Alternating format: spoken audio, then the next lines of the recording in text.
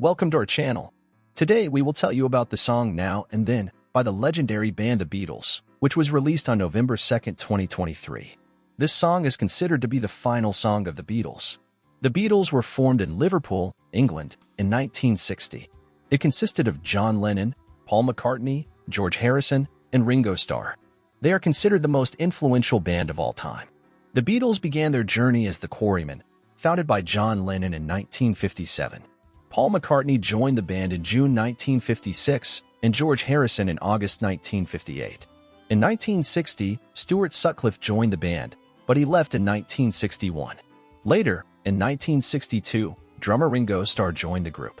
Before they became known as the Beatles, the band performed under various names, including Johnny and the Moondogs, the Moonshiners, and Long John and the Silver Beatles.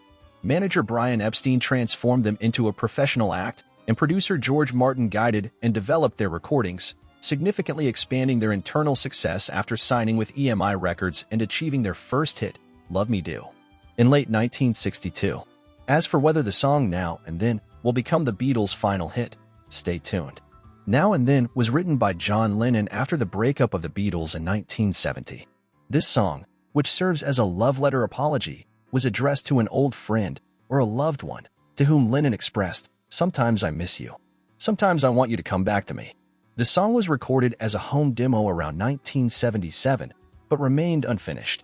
After Lennon's death in 1980, the song was considered as the third single to welcome the Beatles as part of their retrospective project, the Beatles Anthology, from 1995 to 1996, following Free as a Bird and Real Love, both of which were based on Lennon's demos. However, the song was shelved for almost 3 decades. They couldn't separate Lennon's vocals from the piano sound in the track. George Harrison's wife, Olivia, mentioned that George believed the technical issues with Now and Then were insurmountable and concluded that it couldn't be completed to a satisfactory standard. In general, Harrison didn't like this track and was against its release. After Paul McCartney, Starr, and Harrison worked on the song until 1995, McCartney said they probably got a little tired and time ran out. As a result, Now and Then sat in the closet for many years after that. It was later completed by surviving members of the band, Paul McCartney and Ringo Starr, with additional overdubs and included guitar tracks from George Harrison from a forgotten session in 1995. The idea to finish the song Now and Then belonged to Sir Paul McCartney. He had wanted to complete the song for a long time, and thanks to advancements in audio technology, it became possible.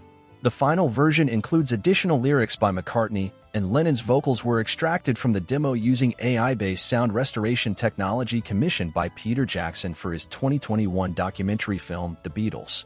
Get Back. Now and Then received critical acclaim, with many considering it a fitting finale for the Beatles. Lennon wrote Now and Then in the late 1970s and recorded a demo in 1977 at his home in the Dakota Building in New York. The lyrics are typical of Lennon's apologetic love songs from the latter part of his career. This song is a psychedelic rock ballad. It will also be included in the extended reissue of the 1973 compilation 1967 to 1970, set to be released on November 10, 2023. The Guardian described the song as a poignant act of closure, but also noted that it doesn't dazzle like some of the band's other songs. The Telegraph characterized the song as a loving but mournful attempt to recapture the magic, and noted that it should be the final attempt to use material from the Beatles. However, it was a significant event for all Beatles fans. This song is a kind of reflection of how the band evolved over the years and how they managed to retain their uniqueness and creativity despite all challenges. It's known that the members of the band had different creative preferences, which sometimes led to conflicts. Paul McCartney leaned towards more melodic, pop-oriented songs, while John Lennon gravitated towards experimental and avant-garde music. George Harrison also sought more creative influence as he began to emerge as a talented songwriter, but often found himself in the shadow of Lennon and McCartney's partnership.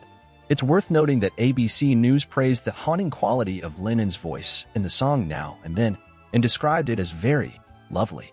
Variety called the song a bittersweet coda to the Beatles' career, but also noted that it can't measure up to the band's high standards or their collective solo work. These reviews show that while Now and Then evokes emotions in listeners, the real unfair question is whether the song comes close to matching the Beatles or their immense legacy of collective and solo works. Of course, it doesn't, Variety writes. but it's still an unexpected pleasure that marks the conclusion of the last unfinished business of the group. So, ultimately, Now and Then is not a lost Beatles classic. But, to paraphrase McCartney's famous quote about the criticism of the White Album, it's a bloody new Beatles song. Shut up.